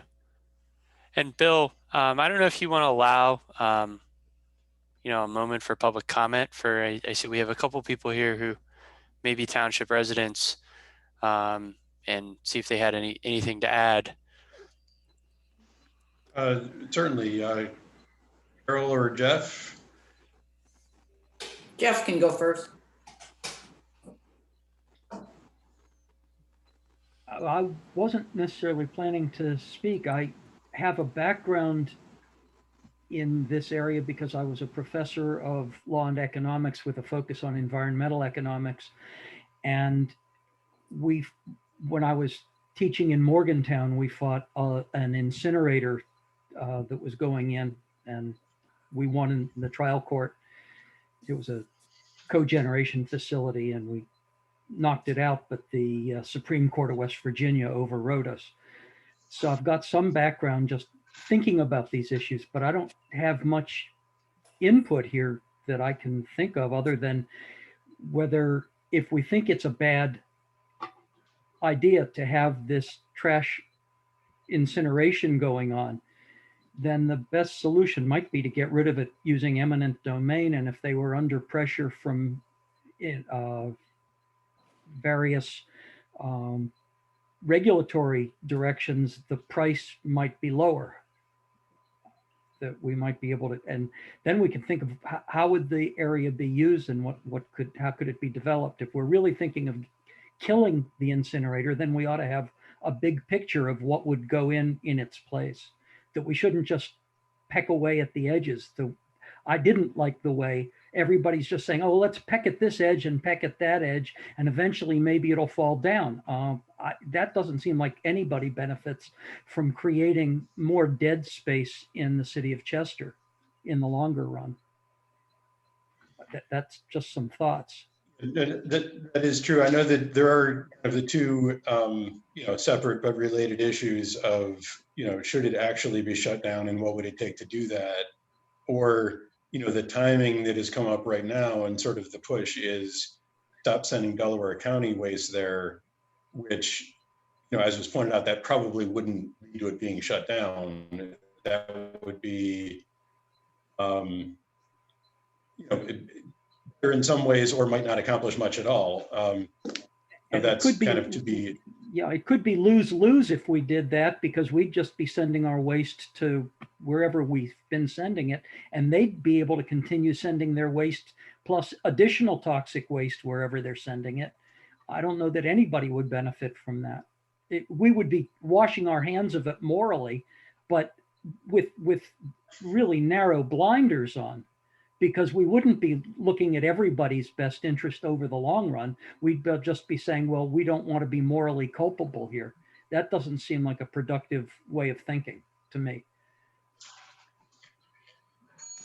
I think the commissioners had asked if the zero waste and incinerator stuff should be decoupled, and that's kind of an argument against it, I think, against decoupling. Yeah, I think that I guess I personally want to answer Jeff's question and make another comment. I want to hear from Carol too. But in terms of eminent domain, I mean, part of the issue right now is that although I haven't gotten my hands on and read the Delaware County Solid Waste Management Plan, it needs to be renewed every 10 years. I have to assume that the last two of them said all of Delaware County's waste goes to this facility, so it's named in the solid waste management plan. So you're not about to have county eminent domain saying that's not the highest and best use when there's a government plan saying that's what's supposed to be on that property. So you can't really, it's hard to go kind of from one to the other. It's a little like when I was living in Chicago when they banned lead service pipes coming into buildings. Lead service pipes were actually mandatory up until they were banned. There was never a time that they were optional. Very strong plumbers union fighting the health department, and they you flip from one to the other. So going from it's a county named designated facility to the county saying that shouldn't be there through eminent domain is it seems like a stretch. But in terms of planning, though, it is hard to say, is this particular facility going to last more than 40 years or 30 years, or I mean, it's already at 30, but the county, if it's only going to last 40 or less, county should be planning for where do we go after that. You know, it's only 10 years away. They just got their landfill expansion. If they wanted to keep doing this for 10 years, they could, but it's already, you know, time to plan what's next. Even if you are doing this for 10 years. The next, so just a comment that I was thinking on the resolution itself is that it also could point to some other steps, you know, like saying that alternatives should be seriously considered, you know, in the next revision of the solid waste management plan, which is up in a year or two. And other planning, you know, other planning steps like that. I don't know, Carol, did you have a comment? Sure. I'm not a scientist, and I don't have all the information that you guys have been talking about. It looks like you're really trying to get information. I guess just as a grandmother and someone who lives in Nether Providence, I was really struck by what Annie said. And she said, we can't deal with our own government. It won't deal with us straight. We're looking for support from surrounding communities that also have to live with this air. You know, the air pollution doesn't stop at the Nether Providence border. It keeps coming. And I don't think I've ever lived any place where it's clear that we have a lot of air pollution. And when she says that it's 5 times more asthma than nationally, I mean, that is just stunning. And then what Bill talked about in terms of mercury, it's just not the right thing to do. It's just not. And my assumption, I haven't seen your resolution, but my assumption is that you're recommending that Nether Providence speak for the residents of Nether Providence in that we have a health problem, and that we believe part of it is due to this incinerator, and encouraging the county council to do whatever they can to address that problem. I'm assuming they have money that they can hire staff and can do the kinds of analysis that need to be done. I don't think they expect Nether Providence to come up with the answer, but I guess my feeling is that the residents of Nether Providence want to live in a healthy way, and that we can't ignore the pleas from this woman who represents many of the citizens there that say we need help, we need support from the surrounding jurisdictions, the upper middle class privileged white jurisdictions that have more political clout than we do. So that's all I would have to say. I haven't been terribly involved in the forming of a health department, but one of the things that I did hear is that that air pollution in the vicinity, and particularly in Chester, I mean, will be a focus of health department. That's a couple years out. I think the health department is supposed to exist in 2022. That means by the time they're up and running and make this a priority and start doing some monitoring, it'll be 2023. Again, it's the kind of thing where if you start looking at, a 2 or 3 year planning horizon, there will be changes in the Delaware County Solid Waste Authority. There are some administrative changes now. There'll also be, changes in makeup of the authority. There will also be, like I said, writing the next solid waste management plan. And, if we can make that a real priority and a real plan, not a renewal of the plan. Get a health department, there's a lot of things you start doing over a period of a few years. One question, that I have is, is it practical, and do I personally even recommend, that our resolution would start with, please end the contract today, don't renew it. The question of is that actually even a reasonable ask? Are we looking at it as aspirational and know you won't get that and see what you can get? There's a school of thought that, any other answer is inappropriate. don't ask for a short-term contract. We're asking for no contract. Don't give alternatives. Personally, I think I'm moving toward inclined to lay out practical alternatives. Not that they're completely studied and researched, but I think that contract non-renewal period is going to happen. I don't think there's any chance of that. So there is a question, as we go forward and with the resolution is again, if we recommend going forward with the resolution, if the commissioners pick that up and decide to proceed with the resolution, what should that language be and what should the ask be? And I'm leaning more toward, again, pointing out those steps, including ask the future health department to evaluate the issue. We didn't, we raised the issue. I don't think we specifically said that, county, would you please evaluate the air emissions from this place? Will you please do a real review of the options in terms of the county solid waste plan?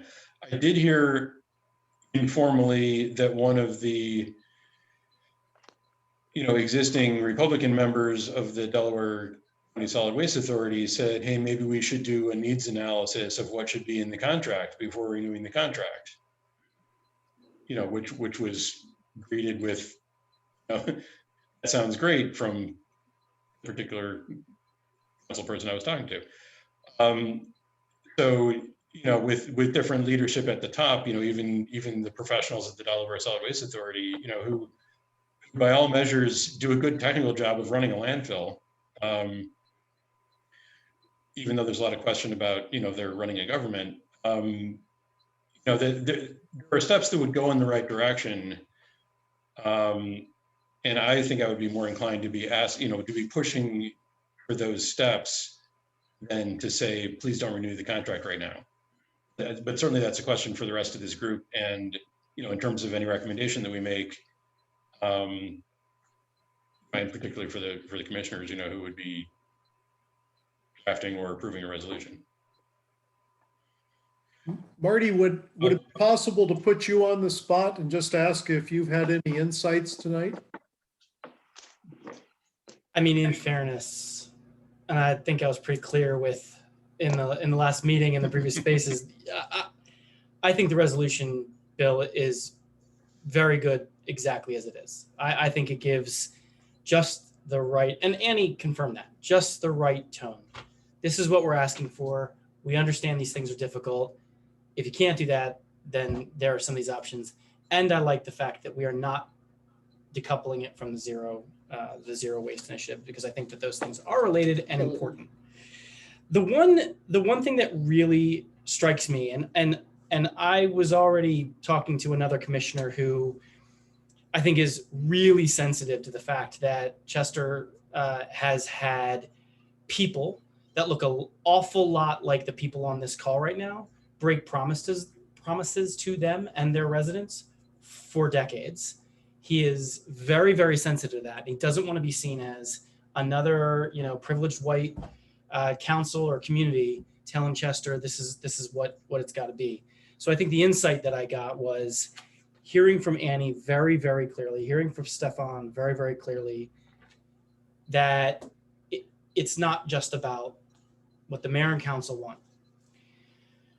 And I was already kind of there because I'm an elected official. Technically, I'm not elected, I'm appointed, but still I'm in an official capacity, and y'all shouldn't necessarily listen to me just because of that. So I understood that already, but it was nice to get some quotes there. And I'm going to share some of those quotes and some of my notes with the commissioners myself. I think where we are right now is I want to make sure that Nether Providence takes a stand. Full stop. I can't tell you how the commissioners themselves are individually going to vote right now on the resolution. But for me, I really want to make sure that a vote is taken on the resolution so that we at least know where Nether Providence is coming from, at least from the commissioner standpoint. So when, I understand why we're going to wait, and I'm glad that we can still wait and still get the resolution. But, you know, I've mentioned to Dave sort of a little bit in some email chain, trying to figure out why we might not, you want to make sure that everybody's there and has a chance to hear things. But in the following meeting, we will be taking up the resolution, no doubt. So I just want to let this group know in the advisory council, I appreciate your education of me. I'm going to make sure that that voice is raised up to the rest of the commissioners and that we at least take a vote on the resolution. And my hope is that as it is currently constructed, my vote would be to support that resolution with no edits or changes. Marty, it's our understanding that Media Borough and Haverford are likely to be voting on a resolution similar to the one you've got, similar to the one that Swarthmore Borough has already approved. I think Swarthmore is a little bit stronger in their terminology, but yeah, maybe at least two other municipalities voting in early April. Do you think that the Nether Providence commissioners would feel more inclined if they were an early enabler or a later enabler?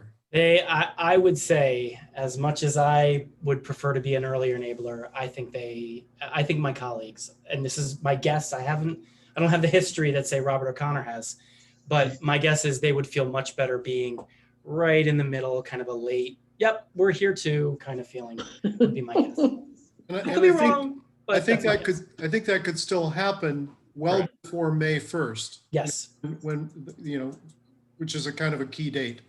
Yeah, I think so. And I do think, I mean, Dave, correct me if I'm wrong, just from an attendance standpoint, as far as you know right now, all of the commissioners are planning on being at the April meeting because it's going to be our first one back in person, which is exciting. Yeah. So as far as I know, but yeah, they don't always tell me sometimes. Yeah. Okay. One other thing that I would mention, which was kind of brought to my attention, which is if you all in Nether Providence who don't even participate in this process, that being that we don't have a trash hauling contract and aren't right in the game, if you're feeling the need to comment, why don't you do the things that you could do locally? And that is what the zero waste, part of this is encouraging, zero waste actions by the county. What they're talking about with glass recycling, would be great if they can make that happen. There are some things, when people had mentioned, well, what if there was a long-term contract or a minimum amount of waste, that goes to the incinerator, even under a short-term contract. One thing, some information I'm unclear on, and Dave, I don't know if you know anything about this or not, but I saw one statement that said all 47 municipalities in the county, have to contract with Delaware County Solid Waste Authority. I assume we don't have an actual contract since we're not shipping waste, but do we have some kind of agreement? We control the haulers that are in our township, or are they just subject to whatever the county rule is? Right. We don't have any control over the haulers in the township.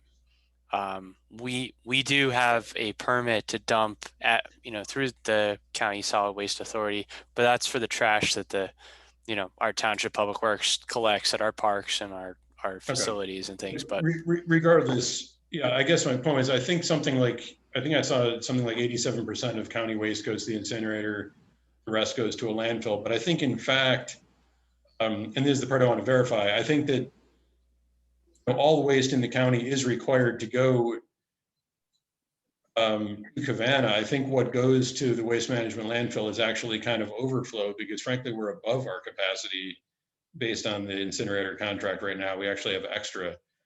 Having said that though, even if there is a contract extension, even if it does have the same minimum,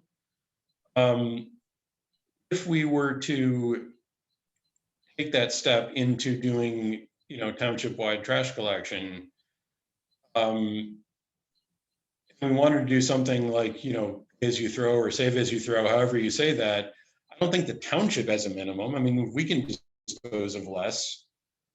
In theory, if a bunch of townships disposed of less and that caused the county to not meet their minimum and the county had to pay, and therefore the county had to raise the prices for everyone, we're the ones who are disposing less waste. We still win. We still dispose of less waste and we still save money. So even having that kind of provision in the contract doesn't stop us from doing a better job if we decide to go that direction. Carol's question? I just wondered, I haven't seen the resolution, but do you make some recommendations about things that they should do when they, it sounds like you have to have a 2-year or a year-to-year extension but in there, could you say, and by the way, you should get rid of your minimum, or, we're concerned about the mercury or whatever. Yeah, and I think we can share that, or I guess he is sharing it. I mean, it's not long. This is, a page and a half or something, but it hits, I think, the main points that we've talked about. It says, kind of incineration, causes health effects. We'd like you not to renew the contract. If you do, try to make it shorter, try to get rid of the minimum. And, and please implement other zero waste, items and go in that direction. And the township will commit to doing that also. Is it possible the part about the township is actually fairly short. Is it possible that you could ask about the 2 scrubbers or whatever that was that they're not meeting, requiring them to meet that?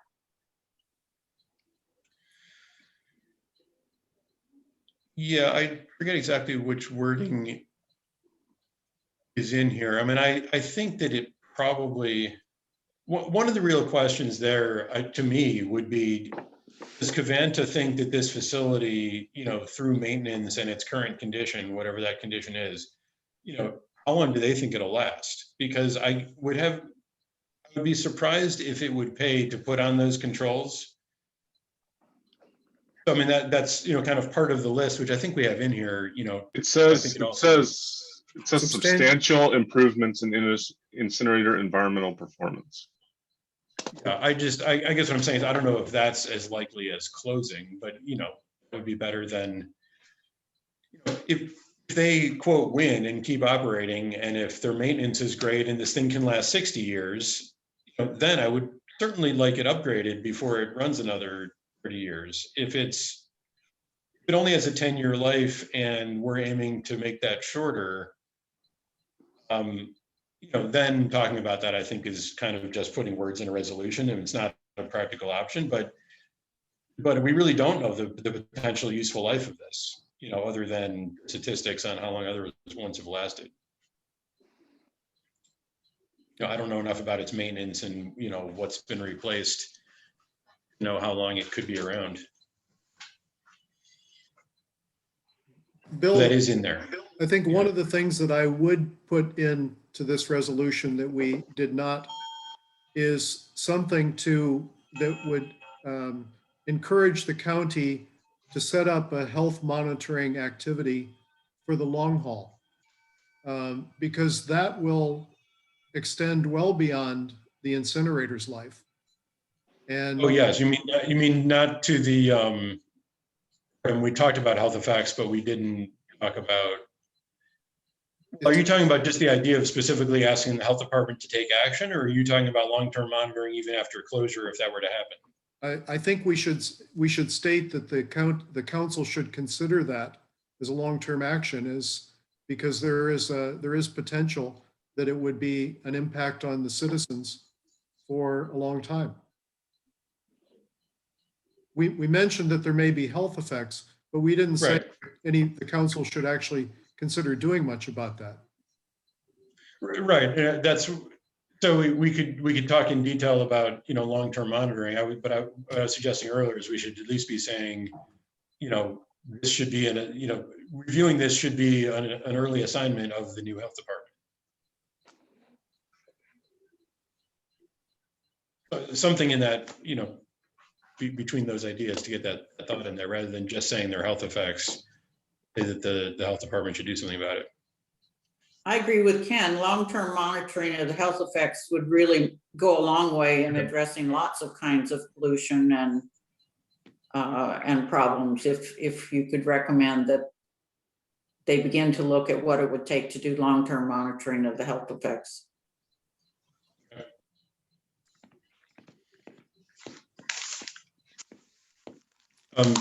Ken, would you like to draft something for that? Yeah, I'll come up with some more words. Okay. Marty will take them out. He likes it as is, but. He pointed out he was appointed, and Ken, you were just elected on this very meeting. So.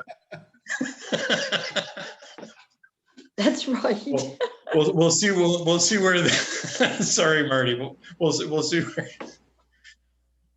do what we like. Some words to that, please. Could I just ask? Brian's been with us the whole time. Brian, do you have any insights from this evening's discussion? It's a lot. I mean, I'm actually really I'm really impressed these conversations have been going on. I had to jump off. I took a call with a parent actually of one of my students who happens to be Matthew Garson, who some of you may know from the Park Commission side. So he was talking to me about the trails, and we got in a little bit of a side conversation there. And then I came back over, but I'm very encouraged by what I'm hearing right now happening.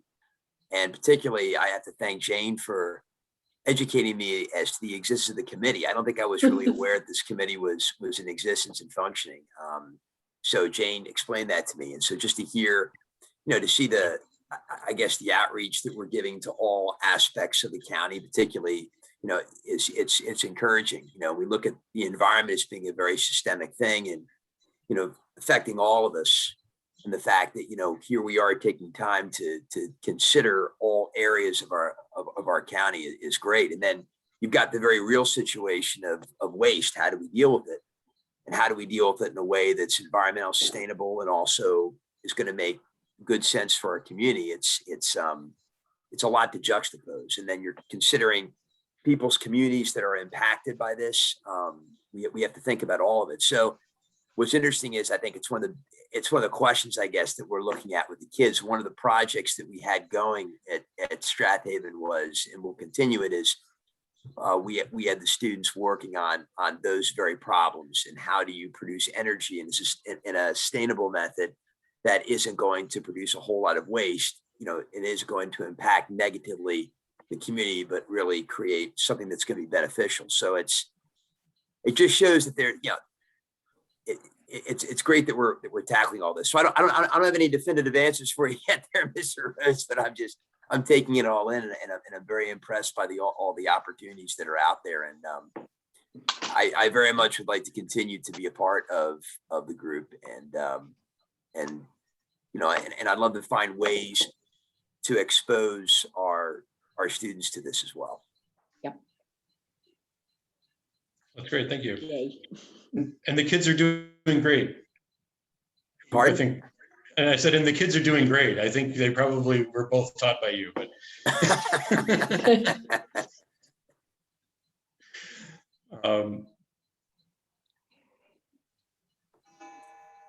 Okay. I think this would be in closing, but is there anything that we need to do, I guess, to report back to the commissioners? There were a couple of things. I mean, one, I was trying to decide, do we have a need for another meeting? A second is, are we redrafting anything? So far we've agreed on just putting together a very minor change. Obviously Marty can take, information back, himself, but I'm not sure if there are other things that kind of we need to be doing right now to move this forward. Or is the next step really for the commissioners to kind of come back to us and tell us what you would like for your next, for your next meeting, or are we coming up with a recommendation, anything other than the slightly modified resolution. Are we going to specifically answer that question that the commissioners had before about why shouldn't they just go along with Thaddeus Kirkland? Yeah, I mean, I think that's what this meeting did, frankly. So I think Paul had a suggestion around having the commissioners, if we can timestamp that, so they can jump ahead to 7:30 or so, watch that portion. Their answers, I mean, their concerns, I think, would be addressed. Great. And then in terms of next steps, Bill, I don't think so. I think right now the ball's in our court. You came on and provided a ton of great discussion and comment and leadership, and I appreciate that. I know they all did. We'll get Ken's revision, another point in there for it to be concerned, to be reviewed. But I think in the April meeting, hopefully the commissioners, I will have talked to a few of them, and Dave, I don't think I get to say this, but I will try and ask Micah and Matt specifically to make sure that we are looking at the resolution and voting on the resolution in the April meeting. I think that's really the next step. I do think it's a good idea for anybody to come on and make public comment in the intervening, the next meeting and our April 8th meeting before we vote, though. I think that can't hurt. And when you mentioned the April meeting, you're thinking of April 8th or 21st 8th. Or whatever it is? Whatever that first one in April. Yeah, so the 8th. Okay. That will be before, before media and Havertown vote. We may have a better idea of where they're headed. I gave some feedback that we think media kind of answered their questions. They had the same question of, what does Chester think? What I've heard is that they've kind of answered that for themselves and are likely to pass this on, I think, the 15th. I think Havertown's the one that's on the 12th. But Dave, you were going to reach out there. I don't know if you got an answer back, but both of those would be after. But you're talking about the April 7th meeting, though. That was just the part I wanted to clarify. Marty, would it make sense to do another status report and a revised draft resolution at the April 7th or 8th meeting, and then schedule a vote on that at the following meeting, which would still be before May 1st? Yeah, I mean, I would defer to Dave and Micah on that. Honestly, I think that what you've suggested in terms of a revision of asking for longer term monitoring, I don't think that dramatically alters the resolution in any major material ways. I think in anything, it just strengthens it, and it goes right along with what is already there. Having been a part of enough of these now since the end of the summer or so last month, if you give commissioners a chance to delay, they'll take it. I would say let's try and push to the 8th. There may be a delay to the following one, but if we say, well, review this one, and then on the 24th, my gut says, let's try to push for a vote on the 8th. And then if there are still concerns, they will come up, and then there'll be another vote on the 24th. It's nice to have that flexibility, but I wouldn't give it to them ahead of time.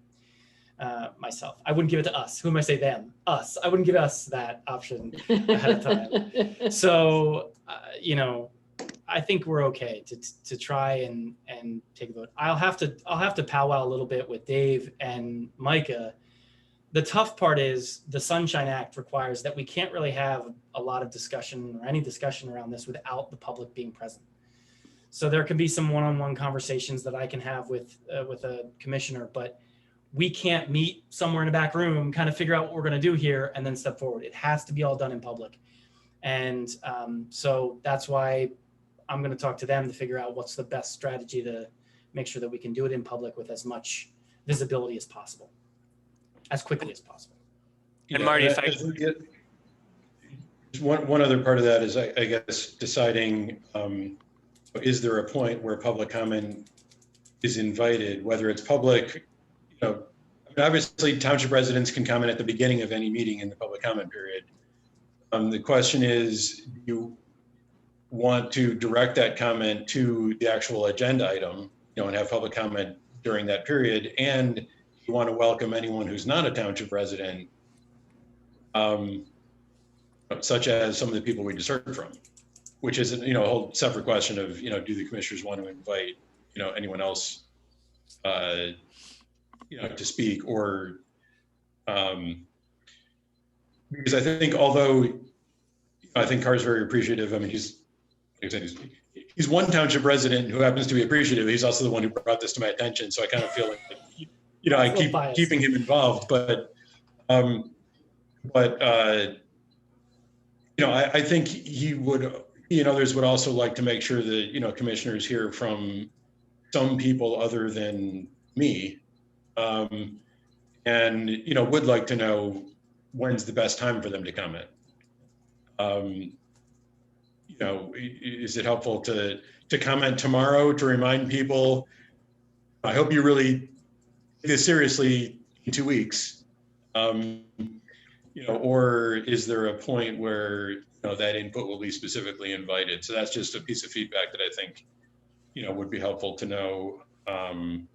Is some structured comment intended, or should we tell people to use the public comment period if they want to? Dave, you were going to say. I know that wasn't a question you have an answer to right now. I just mean that's the answer. Sure.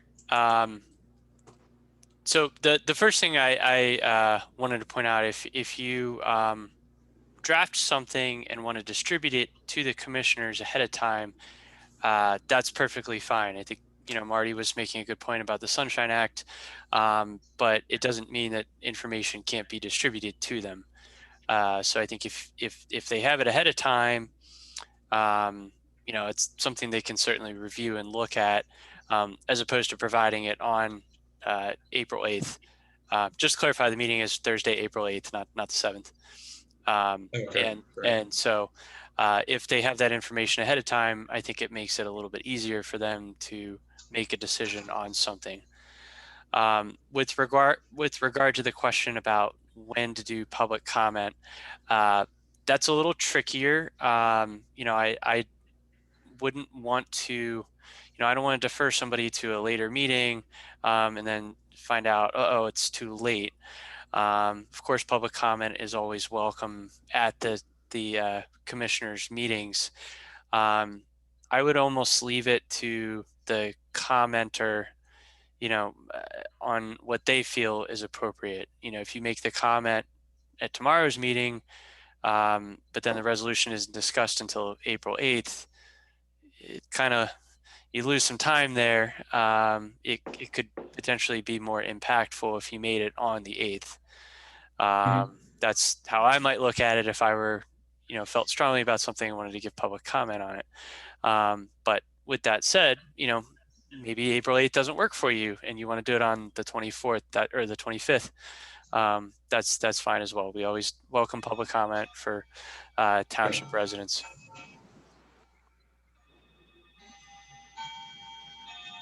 All right.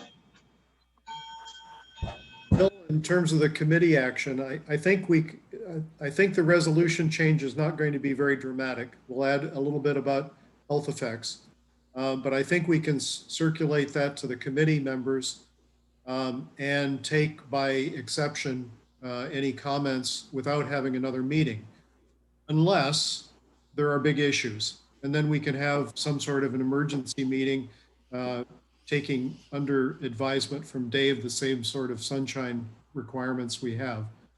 But I think we can probably handle this with just recirculating the resolution we've got and then ask for comments or authorization to move forward. I like that idea. I wanted to give a little disclaimer. April 8th, I think as it was noted earlier in the meeting, would be our first public meeting where the commissioners are going to meet in person. I think public comment would still be done virtually, either by phone or by Zoom. One of the things we're still trying to figure out exactly how that is going to work. I'm hoping it will work. But please bear with us if there are, if you're intending on giving public comment and if there are any minor technical difficulties. But I did want to note that public comment will be done that way. It won't be in person. Right. Okay. So basically, other than the formal structure, if we have something we want to convey to one or another commissioner, we grab them by the ear anytime we feel like it, because that's got nothing to do with the Sunshine Act, right? Certainly. Correct. And okay. And commissioners, a commissioner or two can talk to each other. It's, if you had 3 or 4 commissioners discussing an issue and say, all right, here's how we're going to vote on it. Right. Yeah. That's where you're getting in violation of the Sunshine Act.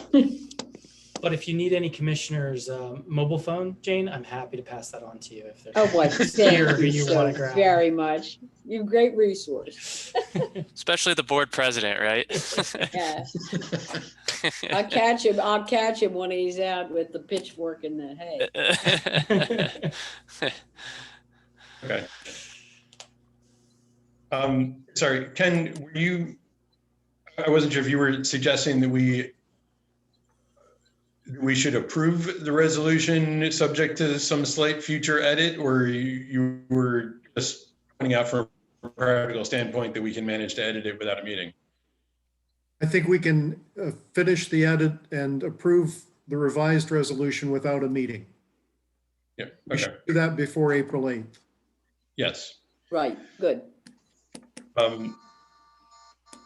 I certainly appreciate everyone's time. Is there anything else that we didn't raise that anyone needed to at this meeting before we call this one adjourned? I'd like to congratulate us for a very good and informative meeting. This was really worth the time.